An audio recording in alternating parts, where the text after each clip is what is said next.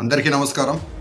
తెలంగాణలో స్పీకర్ గడ్డం ప్రసాద్కి అల్టిమేటం ఇచ్చిన సుప్రీంకోర్టు ఎందుకు ఈ జంపింగ్ జిలానీల విషయంలో డిసిషన్ తీసుకుంటలేరు అని, ఇది కంటెంప్ట్ ఆఫ్ కోర్ట్ కిందికి కూడా వర్తిస్తుందని గడ్డం ప్రసాద్కి కోర్టు వార్నింగ్ ఇచ్చింది.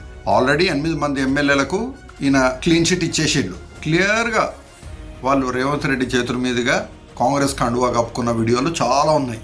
కాంగ్రెస్లోకి జంప్ అయినట్టు వాళ్ళే స్వయంగా స్టేట్మెంట్లు ఇచ్చిన వీడియోలు కూడా ఉన్నాయి. అయినా స్పీకర్ వాళ్ళకు క్లీన్ చిట్ ఇవ్వడం ఓ విడ్డూరం. కానీ బీఆర్ఎస్ స్టిల్ వాళ్ళ మీద అనర్హత వేటు వేయాలని కోర్టుకి ఎక్కిన విషయం కూడా అందరికి తెలిసిందే. అయితే ఇక్కడ ఒక విషయం గ్రహించాలి. పొట్టోన్ని పొడగోడు కొడితే పొడగోన్ని పోషమ్మ కొట్టింది అని ఎవరన్నారు? మన కేసీఆర్ అన్నాడు కదా. మరి మీరు 2018లో 88 ఎమ్మెల్యే సీట్లు గెలిచినా కానీ కక్కుర్తికి ఇంకా 12 మంది కాంగ్రెస్ ఎమ్మెల్యేలను తీసుకోలేదా? ఇప్పుడు అదే పని కాంగ్రెస్ చేసింది. దాంట్లో వింతేముంది? మీరే అలవాటు చేసిండ్రు. ఇక ఈ 8 మంది ఎమ్మెల్యేలను పక్కన పెడితే 2 సీనియర్ నాయకులు ఇప్పుడు ఇరికిపోయి ఉన్నారు.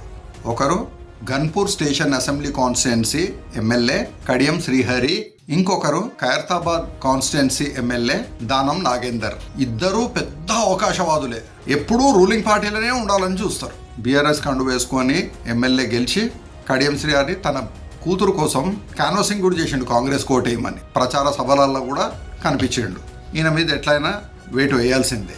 ఇక దానం నాగేందర్ విషయానికి వస్తే ఆయనైతే కాంగ్రెస్ టికెట్ మీద ఎంపీకి కూడా కంటెస్ట్ చేసిండు. ఘోరంగా ఓడిపోయింది, అది వేరే విషయం. కానీ ఇప్పుడేమో ఇంకా బీఆర్ఎస్ నన్ను సస్పెండ్ చేయలేదు, నేను బీఆర్ఎస్కి రిజైన్ చేయలేదు అని చెప్తున్నాడు. మళ్ళీ రీఎలక్షన్ వస్తే దానం నాగేందర్ ఓడిపోతాడని ఆయనకు కూడా తెలుసు.